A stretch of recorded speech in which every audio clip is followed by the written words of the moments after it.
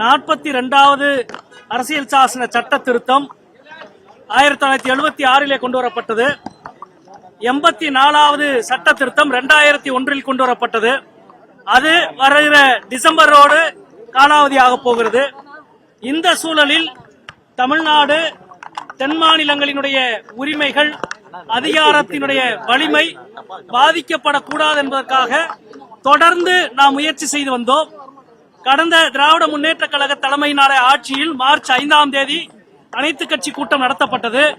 அந்த கூட்டத்தில் fair delimitation, நம்முடைய உரிமைகள் பாதுகாக்கப்பட வேண்டும் என்பதை அனைத்து கட்சிகளும் ஏற்றுக்கொண்ட தீர்மானமாக நிறைவேற்றினோம்.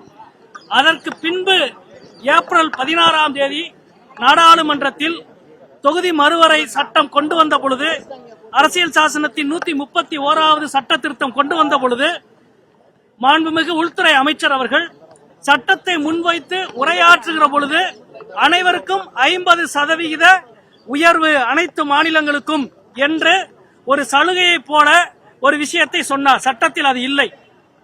ஆனாலும் சட்டத்தை நாம் முறியடித்தோம். இன்றைக்கு அவர் அன்றைக்கு சொன்ன அந்த ஆசை வார்த்தை இன்றைக்கு மீண்டும் சட்ட வடிவம் பெருக போகிறது என்ற செய்தியை நாடு முழுவதும் சொல்லிக் கொண்டிருக்கிறார்கள், உங்களுக்கு தெரியும். எனவே அது ஒரு ஏமாற்று வேலை. ஏனென்றால் ஃபேர் டீலிமிட்டேஷன் என்பது நோ டீலிமிட்டேஷன் தான். அதான் ஃபேர் டீலிமிட்டேஷன். ஏற்கனவே 76வது ஆண்டு இந்த சட்ட திருத்தம் கொண்டு வரப்பட்ட பொழுது தமிழ்நாட்டுக்கு ஒரு இழப்பு ஏற்பட்டது. அதாவது 2வது தொகுதி மறுவரை குழு இந்தியா முழுவதும் நாடாளுமன்ற உறுப்பினர்களின் எண்ணிக்கையை 522 இருந்து 542 உயர்த்திய பொழுது தமிழ்நாட்டினுடைய எண்ணிக்கை 41 39 குறைந்தது. நம்மளுக்கு ஏற்கனவே ஒரு அநீதி இழைக்கப்பட்டிருந்தது. அந்த அநீதியை பெரிய வடிவமாக்கினால் நீதி கிடைத்து விடாது.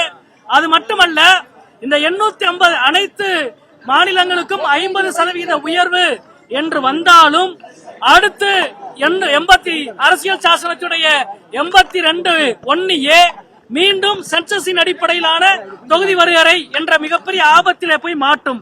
எனவே இப்பொழுது இருக்கிற நிலைமை அதே 543 என்ற எண்ணிக்கையும் மாநிலங்களுக்கான அதே எண்ணிக்கையும் தொடர வேண்டும் என்று அனைத்து கட்சிகளும் இன்றைக்கு கருத்து தெரிவித்திருக்கின்றோம். இன்றைக்கு அனைவருமான அந்த கருத்தில் ஒத்துழைந்து ஒரு தீர்மானத்தை நிறைவேற்றியிருக்கின்றோம். இது சம்பந்தமாக அனைத்து கட்சிகளும் ஒரே மனதோடு இந்த தீர்மானத்தை நிறைவேற்றியிருக்கின்றோம். சட்டமன்றத்திலும் இது சார்ந்த தீர்மானத்தை கொண்டு செல்கிறோம் என்றும் மாண்புமிகு முதல்வர் அவர்கள் தெரிவித்திருக்கிறார்.